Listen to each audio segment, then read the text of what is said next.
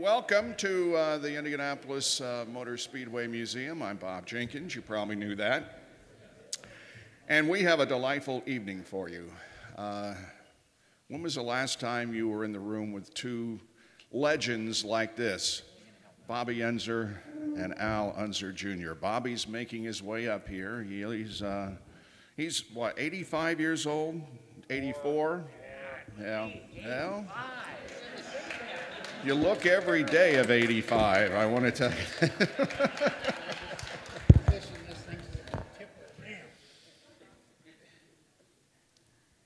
I may not look like I'm 10 anymore, but Jesus Christ, at 85.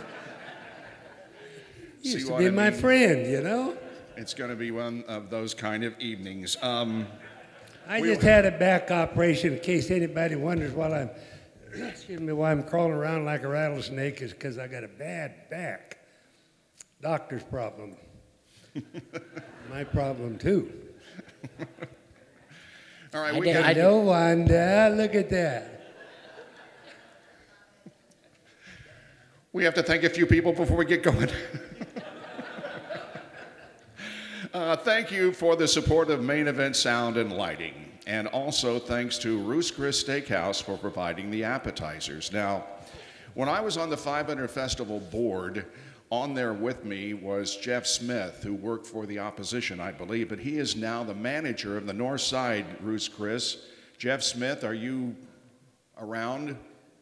Hello, Jeff.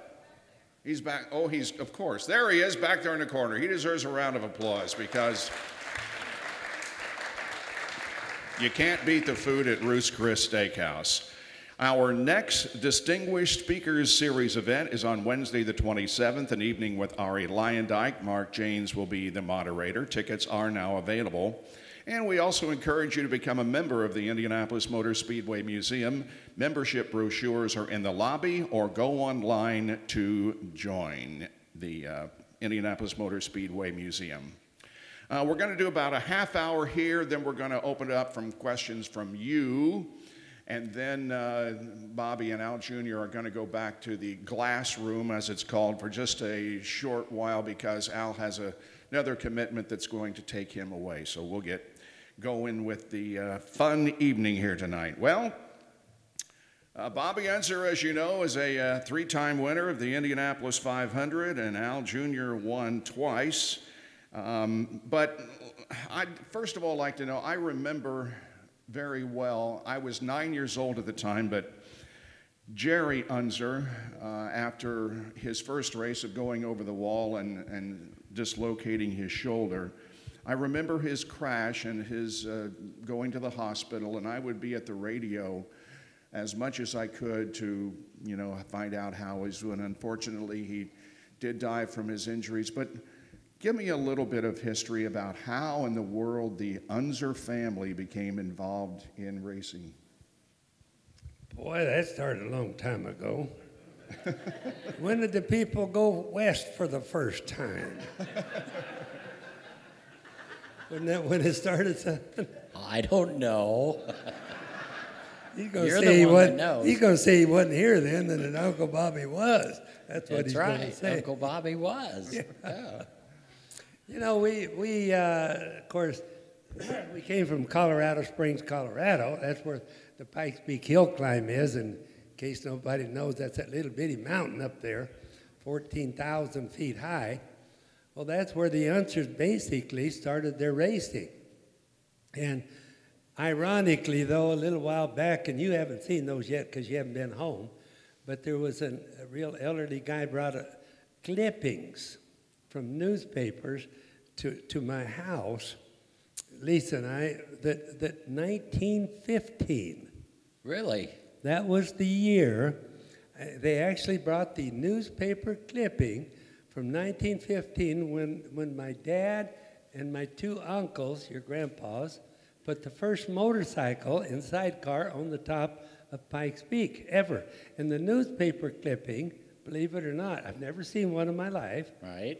And it had the time of the day that they left, the time of day they got to Glen Cove, and the time they made it to the top, and the time It's all in the newspaper article that they all got back down to the bottom. All in one day? Yeah, they did it and a lot faster than you'd think. Yeah. I was we've thinking never I known. would have camped out or something. No? Yeah, camped out, yeah. We didn't, I've had the picture on my wall since I was a young kid, since my dad had passed away, which was the year before I won the race here for the first time. And it was just amazing. We've never known for sure whether that picture was totally true or maybe a little bit a little white lie here and there. And there, the newspaper clipping showed up on my desk for the first time. Couldn't believe it, but it was 1915. God, that was a couple of days before I was born.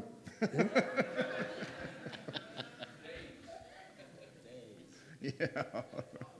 So at any rate, we started racing down in Albuquerque. I started when I was 15, and I won the championship when I was 16. Wow. For the whole Southwest for super modifieds. So I promptly quit school, because why the hell would a guy go to school if he's trying to drive race cars? Didn't make a lot of sense, so I just quit. I had the same question. Yeah, no. We know what you did. Your dad used to let him off at the front door of the school every morning because he really wanted him to go to school. So he did. He'd go right through that friggin' school and out the back door. And that's the last they saw of him. That's right, because I wanted to race. That's right. Uncle Bobby had to do a little messing around to figure out what he was doing, but the teachers knew that he didn't stop in between the front door and the back door of the school. Just the way it went. And I don't think your dad was much any better. If he's here, I'd tell him that, you know. Well, since you brought up the subject, tell me about 1968, because you had quite a battle with the turbines, and then a linkage problem that caused the car in fourth gear all the time and difficulty getting. How in the world did you do that, getting the car out of the pits in high gear? You know, in the old days, the clutches weren't worth a hoot in the cars. You know, they were the date, the time, old clutches, old material. I don't mean just old by the material, the type of material. So the chance of slipping a clutch and getting it out in fourth gear, just little or none. And I think that's the part where I'm basically a mechanic. I was a born mechanic and worked in my dad's garage for many years and learned a lot of things. And the clutches just were bad. Today, you look at them, they're spinning the tires all the time and doing all that stuff, you know. If we'd have done that, we'd have been sitting right there where we left, you know, because the clutches just wouldn't do that. And so this day, I know I have a problem. That was a big advantage because, you know, you got 4 speeds in your transmission. That's what we had in those days. Little Al had a whole bunch more than that, but we only had 4 speeds. And it was nice because you'd come in the pits and number 1 to get you out, get you going. And we didn't have speed limits in the pit lanes. You could actually put the gas down and go like hell out of the pits. Now they fine you, penalize you, take your money away, whatever. But they didn't do that to us. And so, you know, I go for first gear when I come in the first time, and there's no transmission hookup. There's no linkage. And we were still shifting gears in those days. Wouldn't that be nice if you saw a race driver shift a gear one time today? That'd be different, wouldn't it? Well, so at any rate, I do that and it won't go. But it's in fourth. I don't have any of the other 3 gears. So I thought, wow, this is going to be a little tough. But now I'd been beating Joe Leonard pretty bad up to that time. And in other words, passing him was easy. Granatelli, why did I beat the turbines so bad? That's what people should be asking. And I'm just going to tell you real quick while we're in on this, Bob. But the turbines had a lot more power than we had, for sure. But the thing about it is they had boost controls like they do in the turbochargers today. They could screw up the thing, not in the cars, but Granatelli could turn the power up or turn it down. And what Granatelli had done is he had decided the turbines run on jet fuel, like the airplanes they're flying up in the sky use. And that makes them produce the most power. And what he had done is he had signed up with, I think it was Standard Oil, wasn't it? Standard Oil then? I think Probably. Yeah. And he'd gone for, he got $100,000, that's dollars, in case somebody can't add like me. And he got $100,000 for running gasoline in it instead of the airplane fuel. And so we didn't know this at the start. In other words, it's a foregone conclusion that the turbines have more power. I had a turbo offie, the car in there in the corner, the number 3. And we just didn't expect to be able to run with them.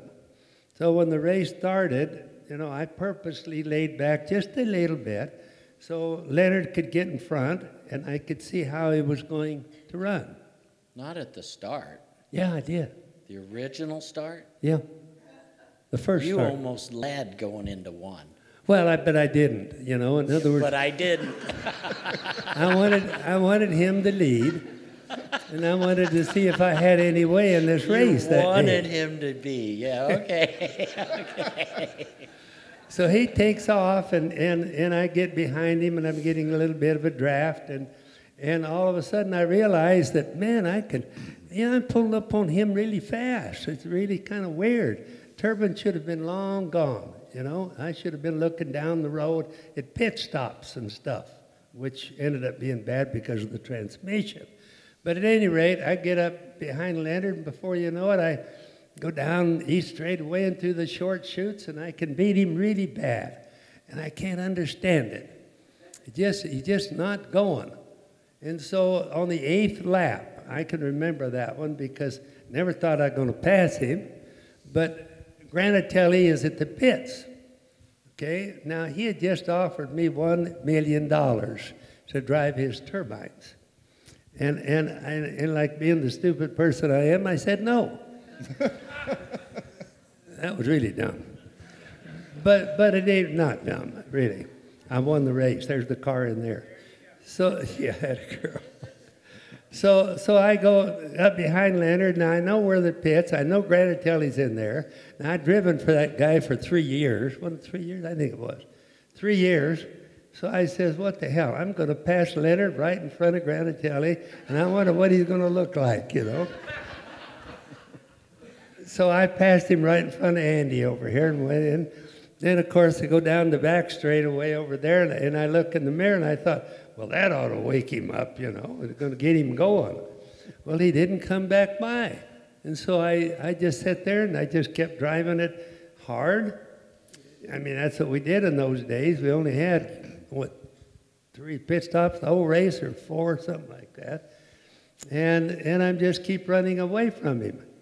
But I don't know that I don't have a transmission anymore. I need that to get out of the pits.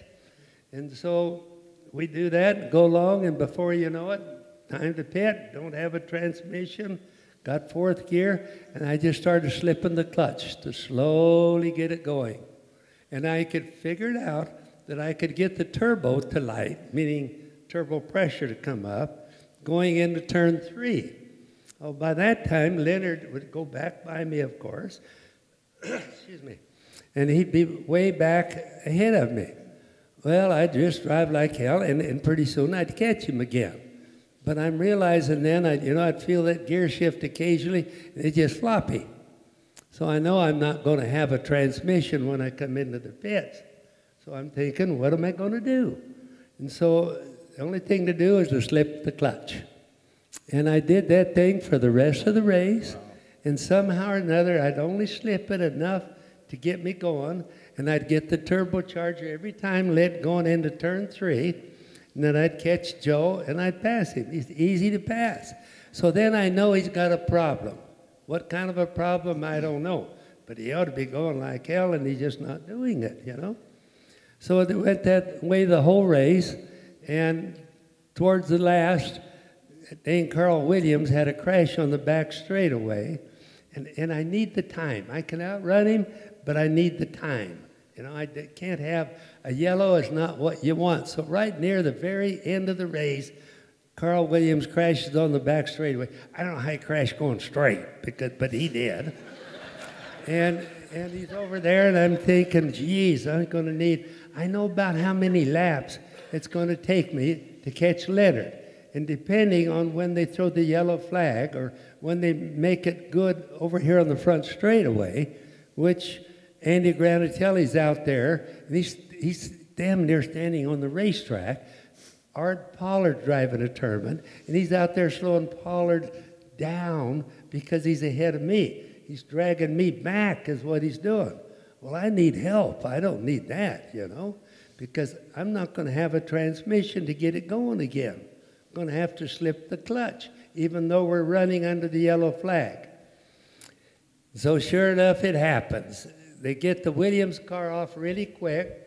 They just jerked that thing off of the track, took it behind the wall back there, and the tow truck stayed back there too. And so I know it's going to come, and I'm counting the laps, and I'm saying, boy, there's going to be a short one, but I'm going to catch him on the white flag lap.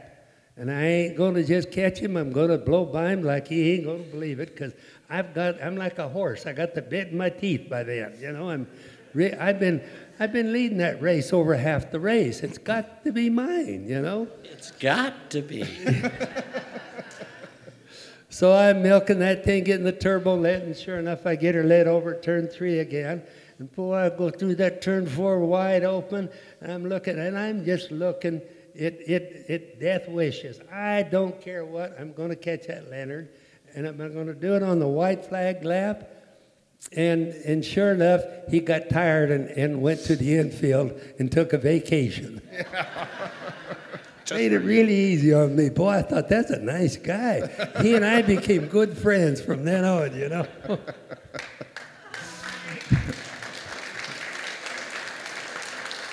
Well, we're a little late, folks, so good night. I honestly believe that as far as I am concerned, the guy on my immediate right made my career. Now, I had already gotten into TBN working with ESPN, but boy, I listened again at the conclusion of the 92 race again, and I'm not ashamed to say that I got tears in my eyes, and it was the best day of my broadcast career. So thank you, Al Unser Jr., for providing that for me. Thanks, Bob. And then I hear... Bob, I got tears in my eyes, too, and I was doing the TV, remember? Yeah. So did I understand you to say that you basically didn't lift about all race long until the last lap of the race in turn 3 or 4? Well, it was from the time that that Michael had broke, and the last, 12, 13 laps. Yeah, we were running wide open. Both Scott and I were running wide open from there to the end, and so, yeah, it was an exciting race. We had been racing like that from about 50 to go, you know, the last couple of stops, but no one noticed because we were in second. Yep. And so Michael was gone with it, and then those words came in, you know, Andretti's slowing. I even heard it in my car. And so then we were really fortunate because both Scott and I had just come up on lap cars, and that was what made the difference on who was ahead of who. And he was ahead of me, and then we came up on those lap cars. It wrecked his momentum. I was able to get by, and then within a lap, it was Andretti slowing, and so then it was history from there. Boy. Yeah. And I was leaning over my desk up at the top, up there, as far as I could lean over. Paige keeps grabbing a hold of me, trying to pull me back. I'm trying to see who's going to win this friggin' thing, you know? It was too really close. It was too close. I mean, I couldn't even tell who the winner was. Yeah. Yeah. Yep. So you were doing TV at that time, huh? Yes, sir, I was. 92. I was getting paid for working. Did you enjoy that job? I did. I didn't like the TV when I started too much because I started with CBS. Then they were doing tape-delayed races, as you Yep. remember, and then all of a sudden it was with NBC, and the same answer, they all tape-delayed races. So I had already told my partner in business out in California that I wasn't going to do it anymore because that's terrible to go in 2 weeks later and call a race that you've already seen, and the world already knows who won it. I think it's like, I'm not going to say it because too many girls here, but it's not the thing to do. And so I just told everybody I was going to quit. I wasn't going to do any more television. And then I heard that ABC said they were going to do live on the spot races. Man, I told Bruce Barnes, my partner, I says, you call them cats up and tell them I want to work. Yeah. I want a live race, you know, and that's what we did. Wasn't he good on TV? Yeah. I enjoyed it. I really enjoyed those years that he was on TV and calling the races. And main reason is because during practice, you know, the TV announcers, they need to do their work, their job, which is to go around, talk to all the teams, find out how the car's working, you know, watch during practice and stuff like that. And they had all access to go wherever they wanted, when they wanted, and all that kind of stuff. Well, during those years, I had Uncle Bobby come and tell me exactly where I was slow at every single race during the year. And then he's telling me, okay, now him, they're having some issues. They're not handling very well. But him, they're working pretty good. So you're going to have to work hard to outrun those guys. So next practice session, follow those guys, find out where they're beating you, and go beat them. And I go, okay, Uncle Bobby, I will. You know, believe it or not, it was that way because during all those years that little Al ran, without doubt, he was the fastest driver in the whole world. And I mean, if he'd have wanted to go to Formula One, which we were afraid he was going to do that, his dad and I, and somehow or another we kept him out of it. Probably told him there wasn't any real money over there, you know. There's some funny Something English like speaking that, guys. it's the you know? truth. At any rate, I do TV, and of course the TV people, like up in New York, it's wide world of sports, big deal, you know. And I have to be a little bit honest. There might be a case or two where I'm not all that honest, but mostly I'm supposed to be, and I'm not supposed to talk too much about little Al and about my brother. I'm supposed to kind of be fair with that. Well, that's a hard thing for Uncle Bobby to do. I'm a little bit crooked anyway, you know. So it was a hard time on me in those days, and those guys in New York up in there in the top floor way up in that high building, wide world of sports, always looking at me to make sure that I wasn't leaning towards my family. Well, I don't know what the hell they think you were going to do, you know? I mean... Well, I think they figured it out. They put Sam Posey in the booth with you. Yeah. To distract you. That was good, because poor old Sam didn't know what he was doing anyway, so that was good. Yet Sam was a good friend of mine. But I know I picked on him a little bit, but only a little bit, you know? So, Bobby, it's been 50 years since your first win. You believe that? You know, Doug called me. I was at my desk in Albuquerque. I don't want anybody to think I was working, because I wasn't. But I do have a desk there. And I was in my office, and the phone rings one morning, and it's Doug Bowles on the phone. And he says, Bobby, we need you to do the parade this year. I says, Doug, I says, you know, I don't do them parades. Man, I've done a lot of those things, you know. For many years, I've done the parades. I don't want to do any more parades. He says, Bobby, he says, you know, it's been 50 years since you won your first race here. I says, been how many? He says, 50 years. Well, I didn't think I was that old yet, you know. And I says, wow, and you know, I didn't know that it had been 50 years. I didn't either. No. So I real quick, I've got my pen out of my pocket and I'm on my desk figuring this out. You know, the calculator was going to take too long to get it warmed up. So I says, God dang, it has been 50 years. So I'm on the phone, told Doug, I said, 50 years, well, that's a big deal. I said, I'll do the parade. I hate them parades, but I'm going to do it. Yep. And I'll be there. I think it was officially announced today that you would be in the among the celebrities in the 500 Festival Parade. Good. I used to do it with the WAP, and I used to do it every year together. I mean, we'd get the convertibles, you know, and we'd ride double in there and see, you know, how many people liked me, how many people liked him, and most of the time I'm winning, you know, and I tell him.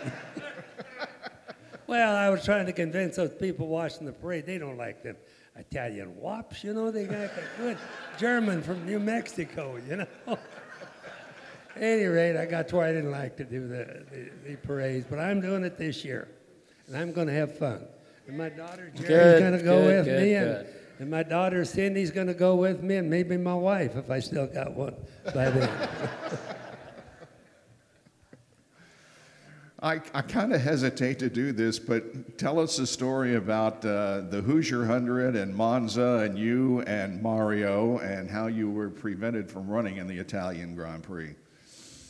Well, Mario's the WAP. Everybody's got to know WAP's the WAP. He always has been. Good.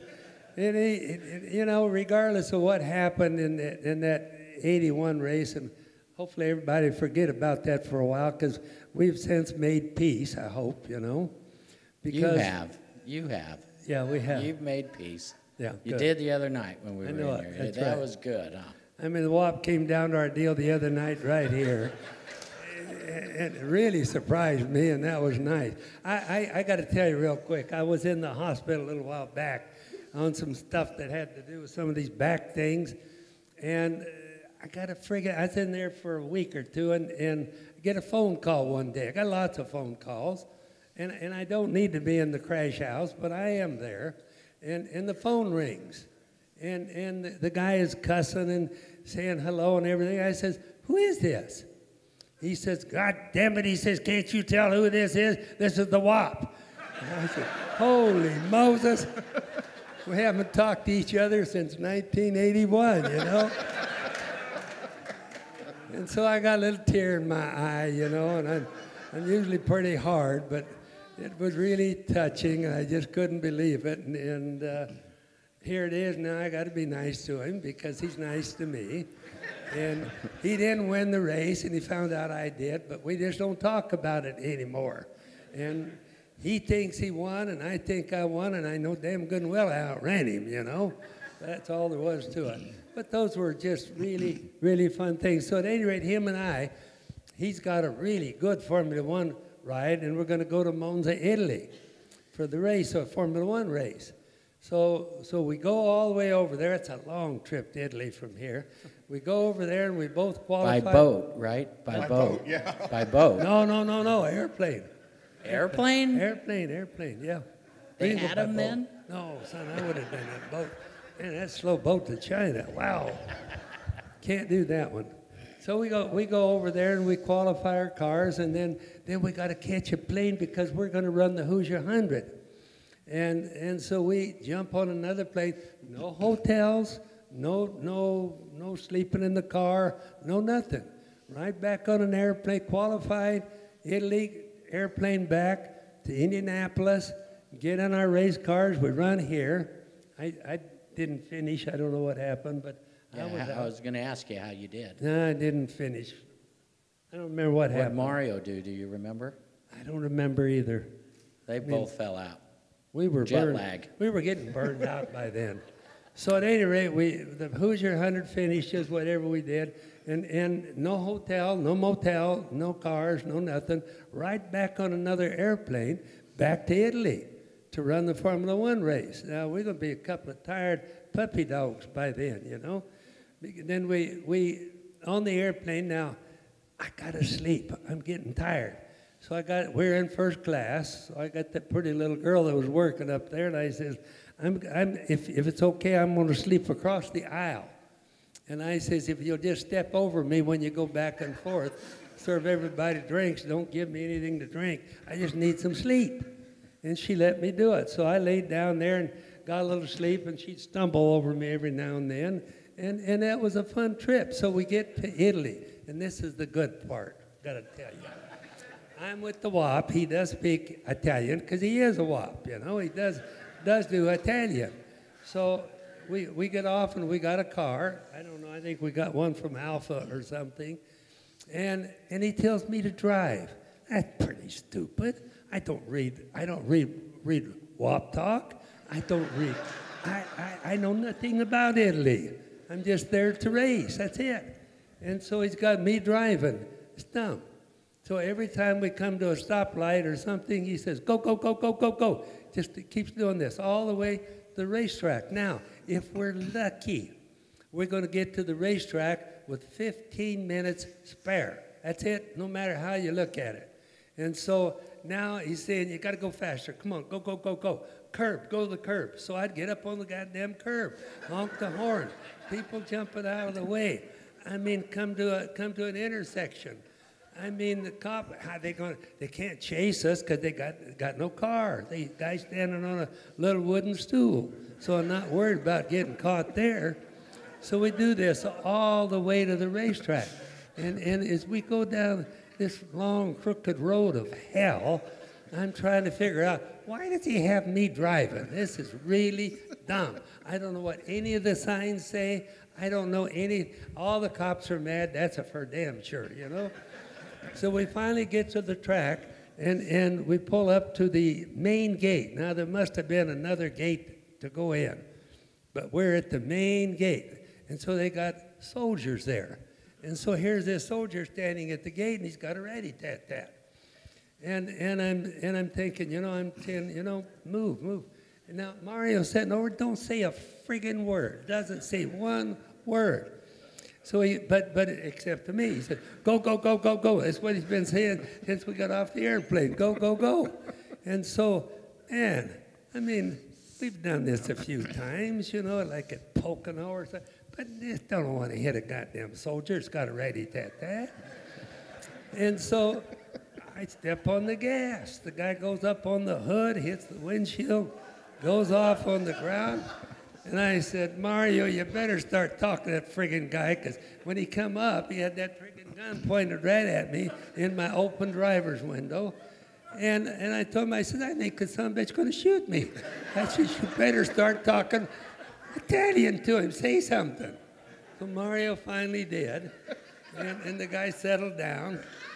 And we went in, and boy, I'm telling him, I said, man, you got to talk a little bit more. Don't do that, And so we get in, and we find out they're not going to let us run anyway, because they've decided that within a certain 24 hours or something Time period, that we're not legal to run that stupid race. Well, after all this, who'd want to run that race, I mean, terrible. He's got a fast car. Mine's really slow, So now we had the rest of the trip. We're in Italy. My mother's there, my wife at the time. And so we're going to go around Italy, and we're going to look at the churches and all this type of stuff, And so we got a couple of borrowed cars. We're going down this freeway, and we're going like hell, probably running 90 miles an hour. And I'm following him because, again, I can't read that WAP talk. I just can't do it. So I'm following Mario, and we come up, they got construction, right? This is really good because we go by the construction, he just blows right through the first one, So I blow right through it behind him, Well, the cops are getting kind of mad because it says stop, and they had a big sign that says stop. And it's in English, it says S-T-O-P. So I go right on through. Well, we go to the next one. Well, apparently that guy called in the next one. Now they've got the guys down there with the damn rat-tat-tats again, And the WAP, he drives right through it, but he goes down and parks about 2 blocks away. So I'm caught, man. I'm telling you what, they're pointing all their guns at me, see? So I get out and he wants my passport, so I give it to him. He wants my driver's license. He takes my whole billfold. That's my money too. Takes everything there is. And the wop's sitting down there about 2 blocks. and I need help, you know. I mean, the guy's going to take me to jail. I mean, that's pretty damned obvious. He doesn't speak English. I don't speak Italian. And I'm standing there, don't have anything left. He's got my money, my billfold, and all. And pretty soon, wop starts backing up real slow, you know. They go, wow, pretty soon it's going to get better. So he gets down to our car and he gets out. This cop doesn't know he is Italian, I guess, you know. And he won't say anything. And I says, Mario, goddamn it, talk to this guy. He's going to throw me in jail. I said, damn serious about it, you know. And so pretty soon he talks to the guy a little bit in Italian. And he just comes over to me and he says, why don't you give the guy $5? I says, you got to be kidding. I says, that's all he wants is $5? He says, yeah. He says, you're too cheap. The guy says, you're really cheap. Give him $5. I got my billfold back from him, and I probably gave him 10, you know. And I mean, I was so glad to get out of there. You couldn't believe it. I told the wop, I said, you got to quit doing that stuff. This ain't going to work. I mean, I'm going to end up in jail sometime. It's going to be his fault. And we're down at this great big church. I mean, it's a giant church. And I don't know what it's going to look like inside. I haven't been to that part of the world. And so he's over there looking at stuff, and we're still outside. We're not inside yet. And I'm looking at all the stuff over there, and I see something interesting. And I looked over at him and hollered at him. I don't know what WAP means. Come on, I'm from Albuquerque, you know. So I hollered at him. I said, hey, WAP, come here. I got to show you something. He comes over and he says, Bobby, you got to quit calling me the WAP over here. This is Italy. He says, holler. He says, my name's Mario. I said, okay, WAP, let's go. And we had more fun that way because we almost got in trouble all the time. Of course. And it was his fault, not mine. All right, well, we'll take questions from the audience, probably just one because we have to stay on time. But Al Jr., tell me about what you're doing now. How was your weekend with Harding Racing? They're doing great. They're doing great. I'm having the time of my life working with Mike Harding and the whole team. You know, Brian Barnhart's our president, and he was my left rear on both my Indy wins and both my championships. And so Brian and we go back a long way, and to have him running the team is awesome. I think we had a good run today. We had our challenges, you know, on getting the car to where Gabby likes it, and so by the end of practice today, we had it where he was comfortable. So, you know, we're looking forward to a great 500 miles at Indy, without a doubt. So are we. All right, who wants to fire up a question? Yes, sir? Bobby and Al, we all know how intimidating the walls at this oval are. But where you guys have raced in the past, on Pikes Peak, there are no walls. There's nothing to keep you from tumbling to your demise. How different is it to race with no walls versus racing on combined oval? Well, I was only up there a couple times, and without the walls at Pikes Peak, it scared the you-know-what out of me. So I went up and I followed Mario's advice, which was, that's one of those places you go to, you win, and you never go back. And I said, I like the way you're thinking, Mario. And so that's what I did. I went up there and I won, set a record and all that, and I never went back. And I was his chief mechanic that year. Yes, you were. So he had to win, and we needed right. the money. Yeah. So Uncle Bobby went up there a lot, and so, yeah. You do it, Al? Pikes Peak could wake you up really quick. In other words, if you thought that was easy or no big drop-off or something, you had to be drunk and crazy. And we weren't either one, you know. You just be super careful up there. Go ahead. Did you ever think about Formula One seriously? Now, we might point out that although Bobby wasn't allowed to race that weekend in Monza, he did run in a Formula One race at Watkins Glen just a couple of weeks later. How about you, Al? Formula One? I never ran in a Formula One race. I guess this is how it all went. It was 1985. I finished 1 point behind my dad in the championship in '85. In December of '85, Bernie Ecclestone called my house. My mom answered the phone. She was there that day. And she answered the phone, and she came in, and she said, "Al, it's for you." And I go, "Do you know who it is?" She goes, "Bernie Ecclestone." I went, "No, sir." Who is it really? No, sir. Yeah, so I got on the phone, and he goes, "I'm Bernie," and, and I go, okay. And he owned the Brabham team at that time. Nelson Piquet was his #1 driver. He said that he wanted me to drive for him, and he put out a number, which was 3 times what I was making in the Indy cars, and he said, "I want you to come and be Nelson's teammate, be my second driver." And I said, "Thank you very much, but my heart's at Indy, and I want to run Indy, and I want to do well at Indy." And so he goes, "Well, okay. That's okay. Thanks very much." And so I didn't realize at the time that was my one and only opportunity to go F1. I didn't know it, but after I won the race in '92, I went and I drove for Frank Williams in December of '92, and spent 5 days at Portugal at Estoril track. I was quicker than Damon Hill, who was the test driver. Ricardo Patrese was the #2, and I outran both of them in the 5 days. And I went back to England with Frank and sat in his office and go, "Okay, I'd love to drive your cars. Let's make a deal." And he looked at me and he goes, "No, wait a minute. We were only interested in you. We're not thinking about you driving for us or anything. We're just only interested." And so, poof. Really? That was, poof. It just went like that. So, Wow. that was that.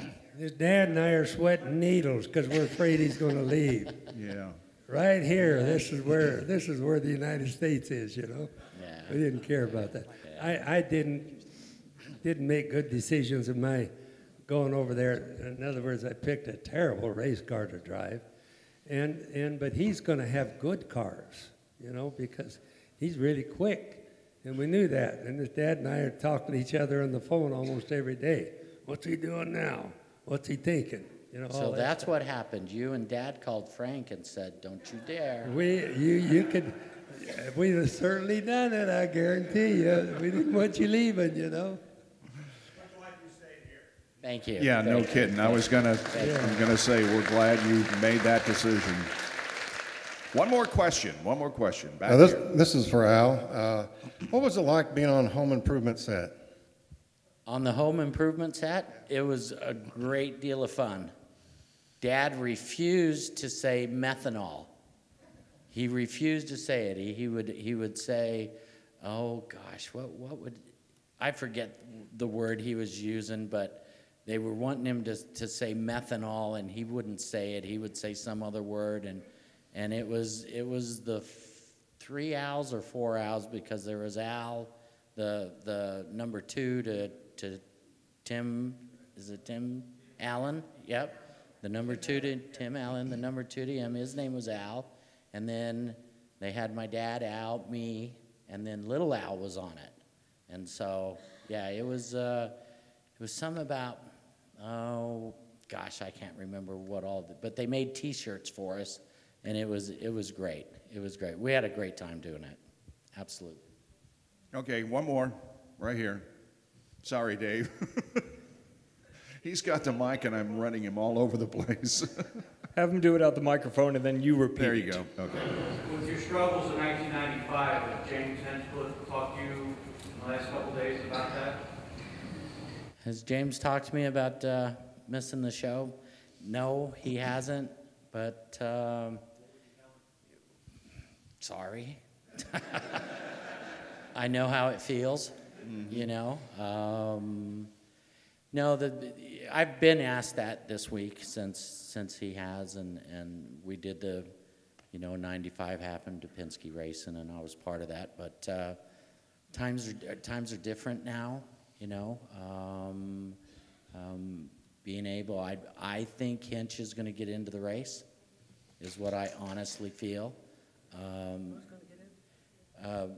James Hinchcliffe. Yeah, I think he's going to get in. I think they're going to make a deal with somebody. And so one of the cars... Explain what that means, though, so they understand. Well, Going to have to buy a deal some way. Well, yeah, I mean, they're going to have to make a deal with somebody who's in the race. And the main reason is because you got to see the big picture of it. You know, in the mid-'90s, we were at the peak of our popularity. There was sponsorship everywhere. You know, the business was good in our industry, and now business is struggling in our industry with sponsors and so on. Arrow is a huge sponsor of the entire series. The Honda is a huge sponsor of the series. James has been making all those commercials, as you see. Mm-hmm. There's a bunch of Hondas bought a bunch of time with James in this year's race already. So that's, you know, and so to not have James there would not be good. You know, it was a freak thing that he missed. And so, you know, the owners and the sponsors, are partners. They're partners in making the business better, making the industry better. And so everybody realizes this. And, you know, it was really, I was listening to Ryan Hunter-Ray. He did an interview on TV the other night, and he had the best thing. I mean, they're partners, and you got to see the big picture here. And Arrow is a huge deal in IndyCar Series. And so, yeah, the other owners in the race, you know, there's the one-off drivers where, you know, back in my day, there wasn't a lot of the one-offs, you know. There's more now today than there was. And so, you know, they're going to make a deal, you know, and they're going to be put in the race, and that's what's going to happen. So I feel it. You know, I may be wrong. I don't know. I haven't heard nothing, you know, but it's not unprecedented. Right. I mean, it happened with Ryan, didn't Yeah. it happen with Ryan just a few years ago, and so on. So, you know, it's not. Does that justify it?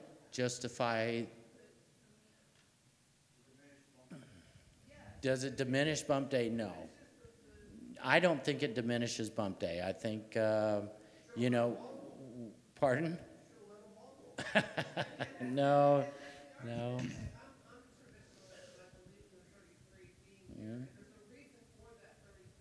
Mm-hmm.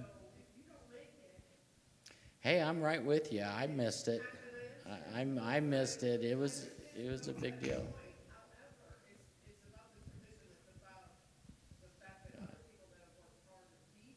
Mm-hmm. Well, okay, with that point, you could walk up to my car owner, Mike Harding, give him $2 million to pull his car, his team, because that's what's going to happen, okay? Hear me out. You're going to come up. Mike Harding, I know this for sure.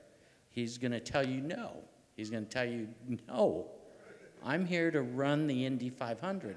Now, if you have the guys in the show, okay, that are in the show, and Arrow's got a lot of money, Schmidt has a lot of money, he wants to go and he wants to offer these guys, they can tell him no.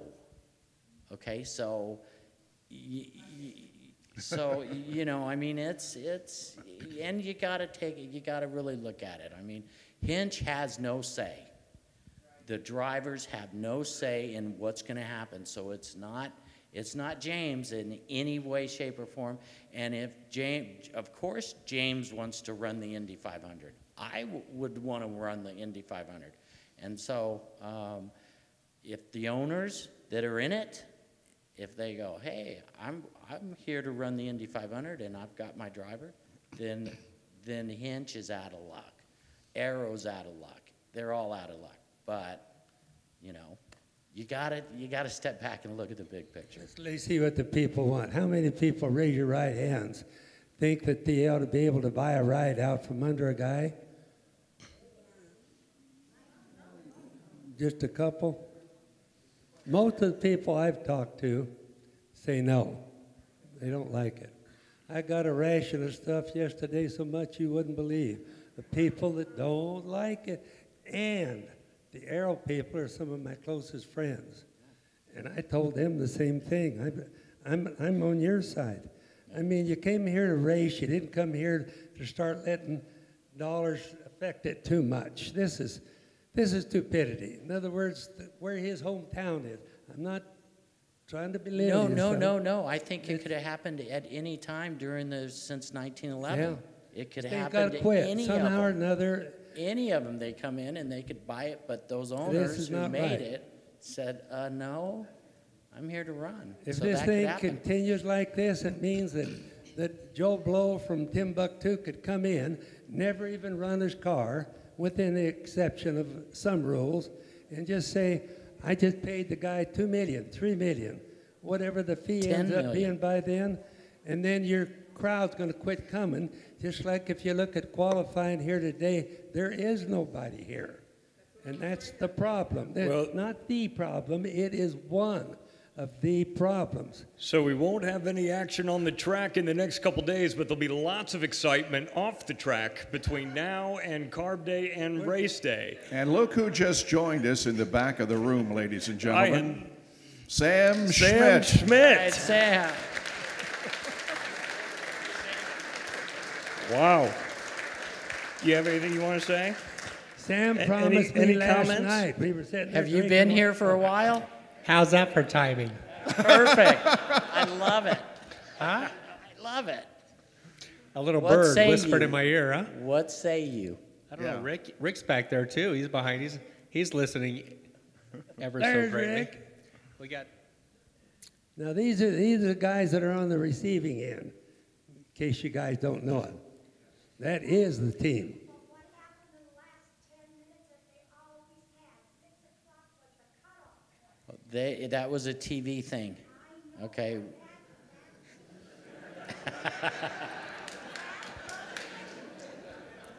Darling, nobody liked that either. I'm here to tell you. And if you think they did after that team, they really didn't like it. We got to give Sam an opportunity to say something if he wants to. We're just debating.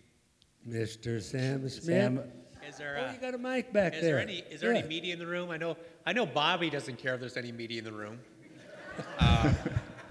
He had to promise me no, last Phil, night that he no. was going to come down tonight. I went and looked at everything because, the funny story here, you've already heard a bunch, but Bobby's coach is parked next to Rick Peterson's. Bobby likes wine. Drink a lot of it. So for the last He has wine. the last 2 years, we've heard these stories.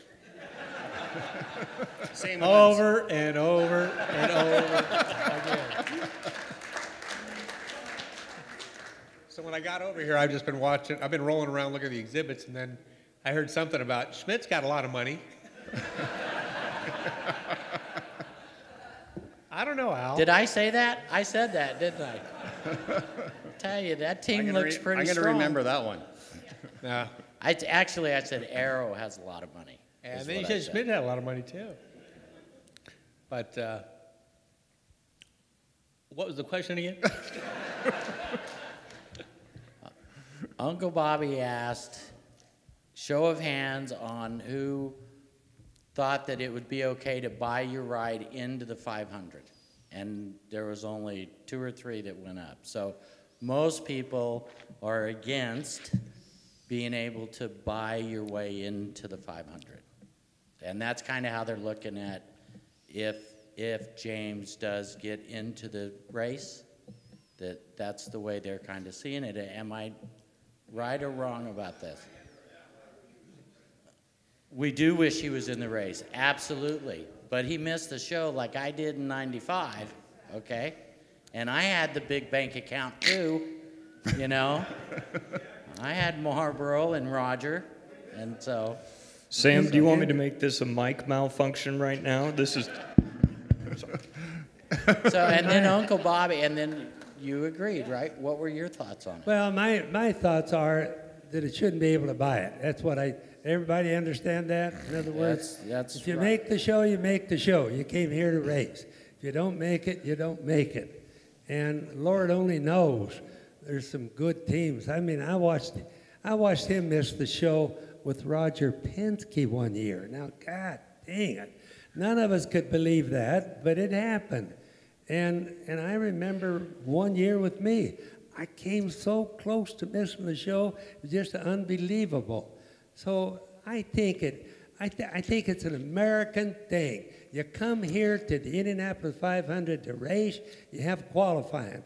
We may think qualifying stinks sometimes because of the way they run the thing, but by the same token, if a guy makes the race, he deserves to be in the race.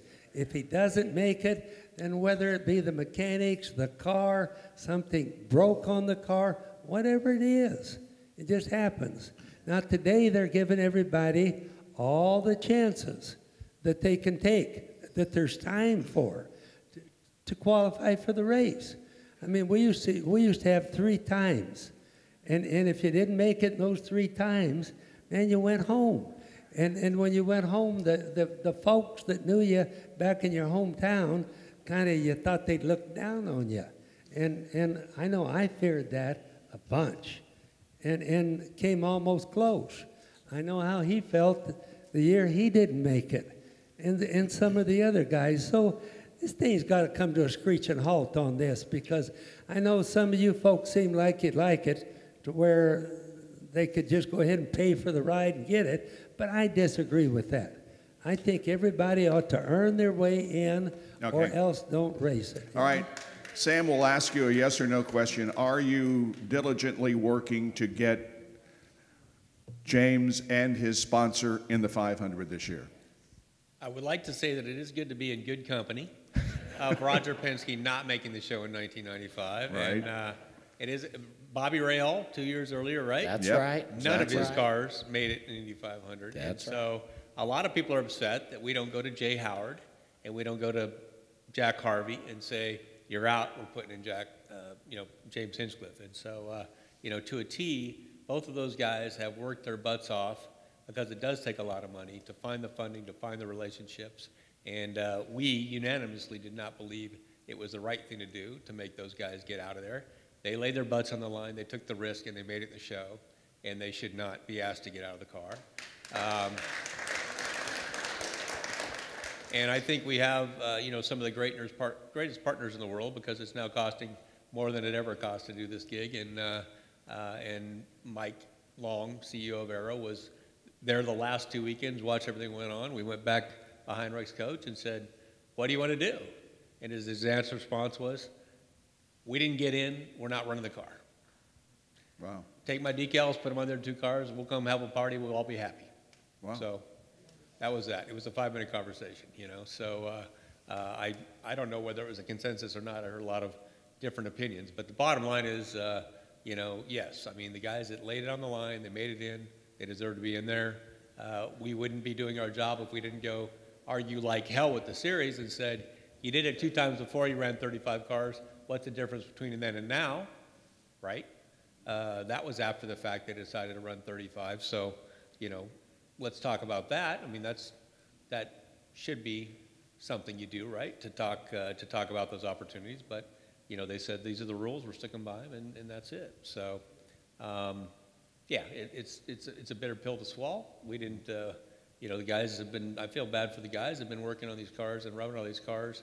Those 4 chassis we ran the first time they saw the light of day was opening day here for the last 6 months because they've been working on them so hard. So, for us and for the team and for Hinch above all people, it's tough to go through all that effort and not make it. But, as we told our team last night, 2 years ago, look at where Hinch was laying in the hospital bed tonight, and you know, to overcome that adversity, get the pole the year after, and after what he's been through, this it's just another roadblock. We'll be at Detroit. We'll go try and win that one.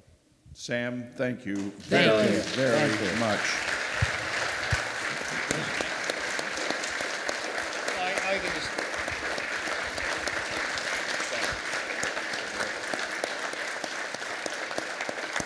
I would just like to add that we, you know, it's not just Arrow, it's all of our other partners. We're all contacted over the last day and a half, and everyone said, no, we'll win with you and we'll lose with you. We're out. So they're just going to have their decals on another car, and we'll continue on. Good deal. Good deal. For Yeah. those of you that don't know, Sam was a race driver. Oh, yeah. That's how he got hurt, and maybe some of you just don't know that. So he has a pretty good feel for it, and Rick has been around it a long time, and they're partners, and they get along good, and they're good people. But they run a lot of cars, and boy, everybody's been on them. It's like stink on you know what trying to figure this thing out. And it's hard on them too, because if they open a way for Sam or Rick to get in, I wouldn't blame them. But this should not, in my opinion again, should not be an issue. Don't care, I do care about the sponsors. They're worth the weight in gold. But by golly, this is still the Indy 500. It's the biggest spectacle on earth. It's the biggest race on earth, and it ought to be treated that way, in my opinion. Thanks to Bobby Unser and Al Unser Jr. I wish we had till midnight to continue this. I'm not sure whether Al's going to be able to join us for autographs, but we're okay. Good. At least for a few minutes. Okay. Back in the glass room where the cars are. Bobby, Al, thank you so much. Been a delightful evening. Thank you. Thank you. Thanks to everybody for coming. That was really nice of you. We appreciate it.